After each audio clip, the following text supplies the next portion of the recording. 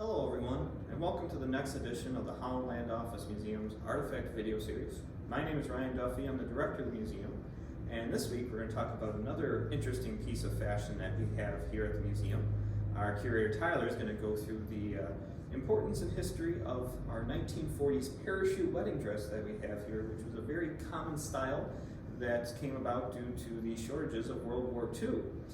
So Tyler's going to talk about what makes a parachute wedding dress unique and its historical importance. Hi folks, and welcome back. So this week we have a dress from probably 1939 to 1944.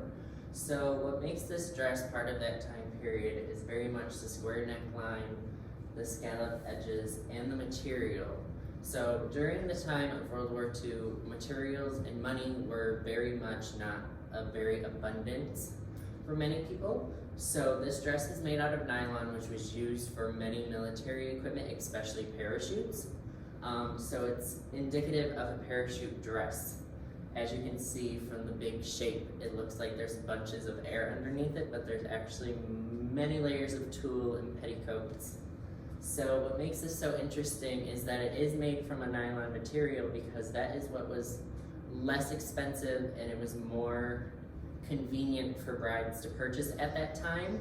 So a lot of 1940s dresses are actually made from this material for their wedding. As their husbands were getting sent off to World War II, they would get married in this dress and then say goodbye and hopefully see you later to their newlywed spouse. And for this dress, we have the neckline, the scallop, all the pleats around the waist. She has covered buttons on her sleeves, and there's an entire row of covered buttons down the back of the dress. However, luckily she had a lot of fun at her wedding. There's many stains on it. It has faded over time just because of the material and the color. A lot of wedding dresses from this period do fade to a more ivory color, sadly. It is a lovely dress and there are a few spots that need some fixing, but it's an amazing representation of the 40s and the women that worked really hard while their husbands were gone. So enjoy, and we'll get some up-close pictures for you. I hope you all enjoyed this edition of our Artifact video series and learned a little bit more about the parachute-style wedding dresses of the 1940s. If you enjoyed this video, be sure to give it a thumbs up or even subscribe to the channel. It helps us out quite a bit and gets you notified even quicker when we do release new videos. And since there's over 150 videos in this series, there's plenty of material to go back and look at and even give those a thumbs up as it helps us out a little bit more.